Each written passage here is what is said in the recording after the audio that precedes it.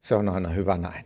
Eli tässä videossa tulee nyt esiteltyä tämä Pohjois-Amerikan luterilainen kirkko, koska se tarjoaa mielenkiintoisen näköalan tähän suomalaiseen keskusteluun, ja se tulee nyt taustayhteisönä myöskin vaikuttamaan, koska herätyskristillisen lähetysjärjestön entinen johtaja on nyt sen avainpaikalla, aivan keskeisellä paikalla rehtorina teologisessa seminaarissa. Mitä se kirkko oikein opettaa? Mikä se oikein on ja miten se on syntynyt?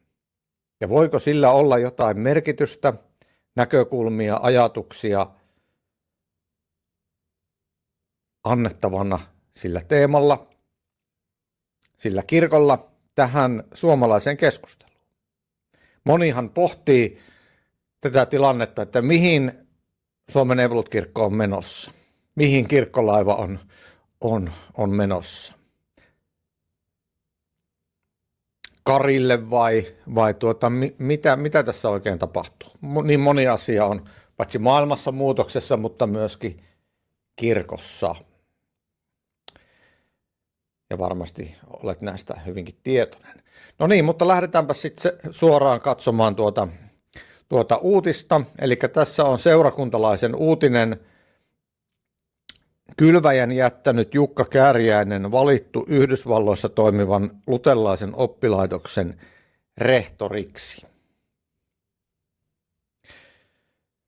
Ja joku saattaa muistaa, että Jukka Kääriäinen oli kirkollisen keskustelun yhdessä keskuksessa viime vuoden lopulla. Koska silloin tuli lähetysyhdistys Kylväjässä eli herätyskristillisessä viidesläisyyteen kuuluvassa kirkon virallisessa lähetysjärjestössä sisäinen kamppailu lähetysjärjestön linjasta. Ja tämä Jukka Kääriäisen linja siinä hävisi. Ymmärtääkseni näin on ihan legitiimiä kuvata tätä näin erityisesti virkakysymyksen kannalta. Mä esittelen ton taustan, niin sinä katsojana, kuulijana pääset suoraan tältä niin kuin lähteeltä käsiksi näihin asioihin. Katsotaan tästä, niin nähdään tämä tausta tälle asialle, johon nyt tässä videossa menen, eli tuohon Pohjois-Amerikan luterilaisen kirkon esittelyyn. Ja sitten myöskin sitä kautta virkakysymyksen sääntöihin tässä Suomen Evankelisluterilainen-kirkossa ja sitten Suomen teologisen instituutin pääsihteerin lausunnon lyhyen esittelyyn. Eli tämä on lähetysyhdistys Kylväjän tiedote, uutinen, muutoksia Kylväjän johdossa.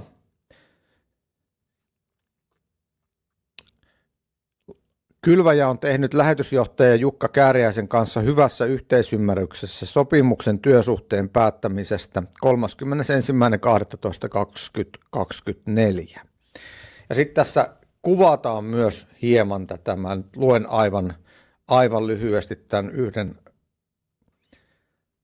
lauseen tästä. Taustalla ovat lähetysyhdistys Kylväjän pitkään jatkuneet näkemyserot talouskriisistä sekä järjestön suunnasta ja toimintakulttuurista. Tämä uutinen on julkaistu 12.12.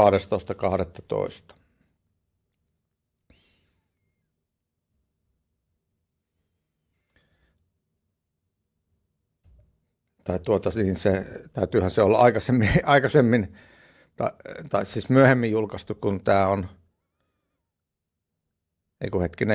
joo kyllä, eli silloin se niin kuin päättyy, viimeinen työpäivä on tuo 31. päivä. Joo, ja minä olen ymmärtänyt sillä tavalla, että yksi keskeinen teologinen asia tässä taustalla oli, että Kylväjän hallituksen enemmistö ei halunnut enää, että Jukka Kääriäinen jatkaa johtajana. Ei halunnut sitä, että hän olisi enää johtaja. Niin siinä oli virkakysymys, eli kysymys pappisviran sukupuolesta sillä tavalla, että Jukka Kääriäisen linja, jos olisi voittanut, että hän olisi halunnut johtajana viedä siihen suuntaan, että Kylväjään olisi esimerkiksi palkattu naispappi tai naispappeja sitten ajan kuluessa töihin. Mutta Kylväjä on sillä tavalla konservatiivijärjestö, että enemmistö siellä ei tähän halunnut, eli että naispappeja palkataan siihen yhdistykseen. Mutta nyt se taustajärjestö tai taustakirkko tai kirkko, minkä pappisseminaarin johtajaksi Jukka Kääriäinen menee, niin se kannattaa naispappeutta, hyväksyy naispappeuden, mutta torjuu samaa sukupuolta olevien väliset suhteet. Torjuu siis sellaiset avioliitot, sellaiset liitot. Ja tässä meillä on esimerkki siitä, mä näytän nyt tätä sivua, tämä on nyt itse asiassa sen Pohjois-Amerikan luterilaisen kirkon sivulta suoraan uutinen Jukka Kääriäisestä. Eli täällä me nähdään, tässä on hänen kuvansa ja tämä on heidän sivultaan North American Lutheran Seminary Network announces Jukka Kääriäinen as new president. Rehtorik-sana oli käytetty suomalaisessa uutisessa. Eli täällä on hänestä lyhyesti kuvattu.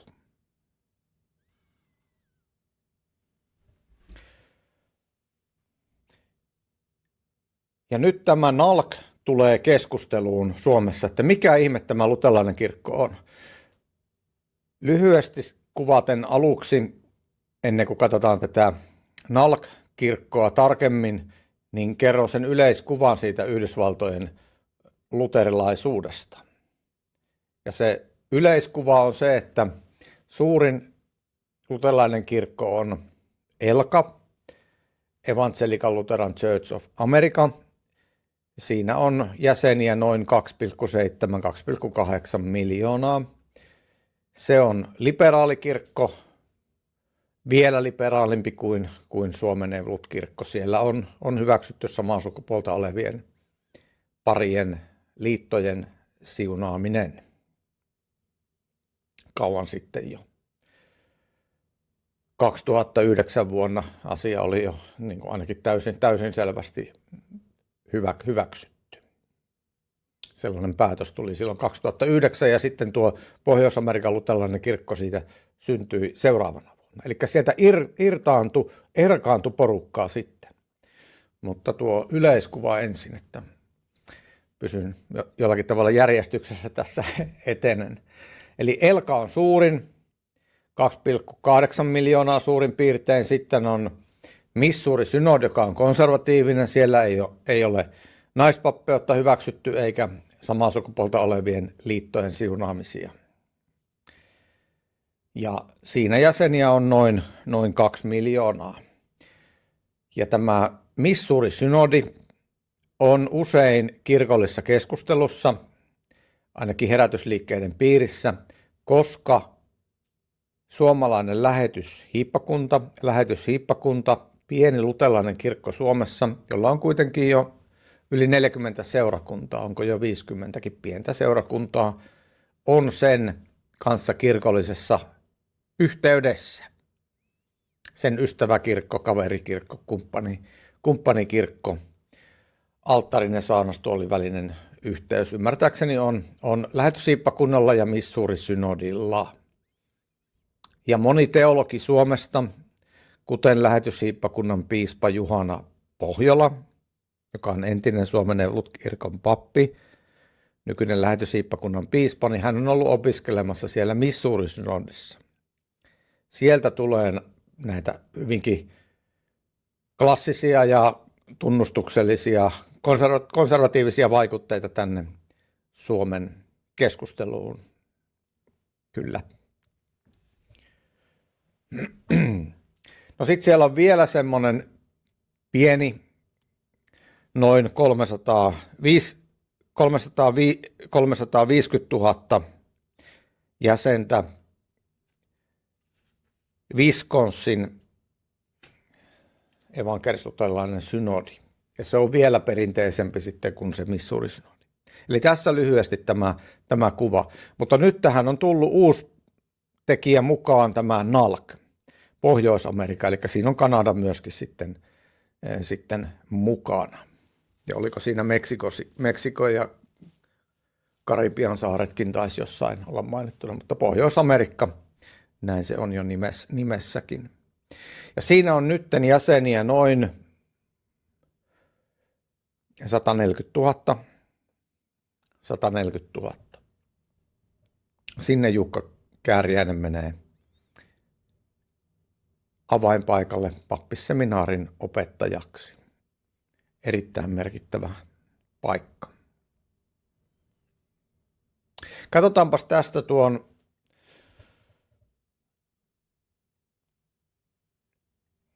taustaa. Pohjois-Amerikan luterilainen kirkko, eli tämä on nyt Wikipediasta.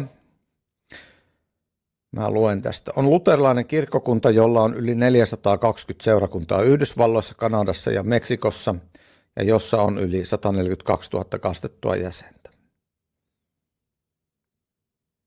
NALC uskoo, että kaikki opit tulee ja täytyy arvioida pyhien kirjoitusten Raamatun opetuksen mukaan historiallisten luterilaisten tunnustusten mukaisesti.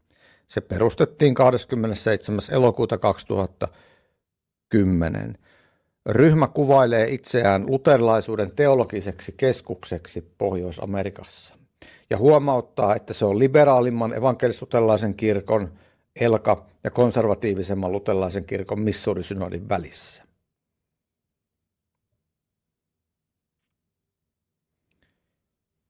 Tällä tavalla. Mielenkiintoista. Ja sitten seuraavana mä tahdon näyttää tästä ekumeenisestä tilanteesta, koska Suomen evankelis-luterilainen kirkko on luterilaisen maailmanliiton jäsen ja siinä on noin 70 miljoonaa jäsentä, suurin piirtein suurin luterilaisten yhteisö, kommunioksi sanotaan sitä. Ja tämä NALC, uusi kirkko, on hakenut luterilaisen maailmanliiton jäsenyyttä jo kauan, yli 10 vuotta sitten, mutta se on vireillä. Ymmärtääkseni se on edelleen vireillä, mutta siitä ei tule sen luterilaisen maailmanliiton jäsentä. Ja se syy on siinä, että tämä Pohjois-Amerikan luterilainen kirkko on sillä tavalla linjannut, että se ei halua olla ehtoollisyhteydessä, ei halua olla alttari- ja saarnastuolin yhteydessä ELKAn kanssa, eli sen isoimman luterilaisen kirkon Amerikassa kanssa, josta se on irtautunut silloin 2009 vuoden päätöksen jälkeen ja syntynyt 2010 vuonna, ja siihen aluksi tuli 17 seurakuntaa, ja osa näistä seurakunnista on vaihtanut kirkkokuntaa sitä ELKasta tähän Pohjois-Amerikan luterilaiseen kirkkoon. Ja sitten siinä on myöskin Kanadan liberaali-luterilainen kirkko on myöskin semmoinen, jonka kanssa se ei halua tähän ehtoollisyhteyteen, alttarin ja saarnastuolin väliseen yhteyteen. Niin sen takia luterilainen maailmanliitto ei hyväksy sitä jäseneksi. Sen takia ei hyväksy jäseneksi. Tämä on mielenkiintoinen asia. Mä näytän tähän lähteen suoraan. Ja tämä on vanha. Tämä on 2014 vuodelta, mutta tämä on erittäin arvovaltainen. Eli tämä on Martin Jungen pääsihteerin, luterilaisen maailmanliiton pääsihteerin kirje. Ja mä näytän tästä sen kohdan.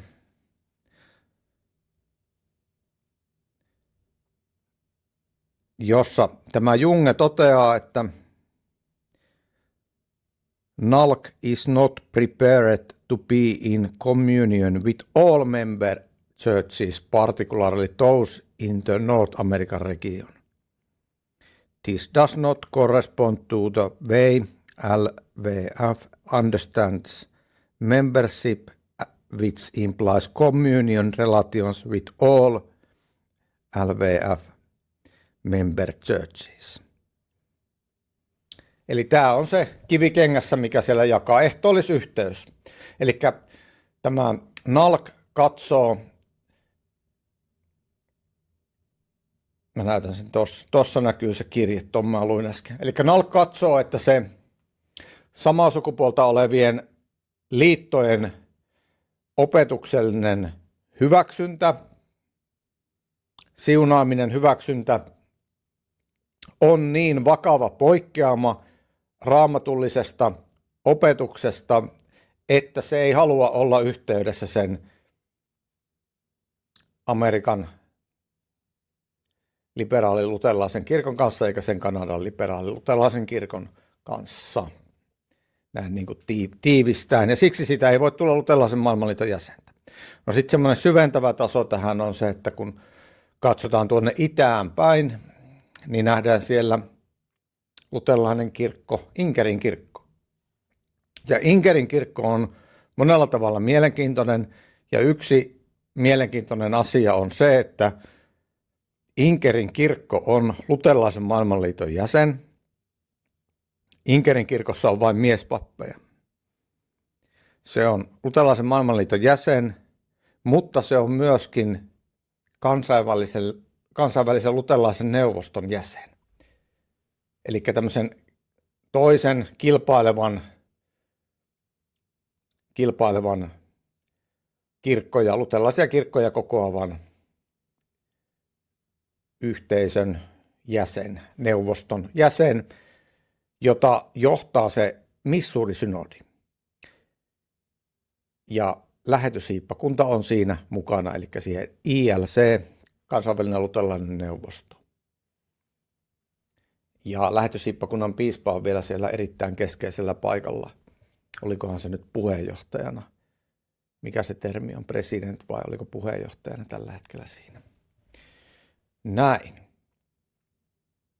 Eli nyt meillä on suomalaiseen keskusteluun tullut sellainen luterilainen kirkko, tämä NALC, joka kannattaa naispappeutta, mutta torjuu samaa sukupuolta olevien avioliitot. Opetuksellisesti torjuu ne. Ja suomalainen merkittävä teologi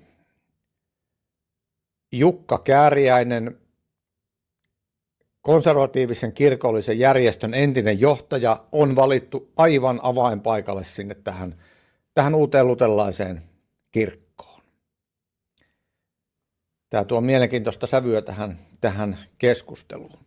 No seuraavaksi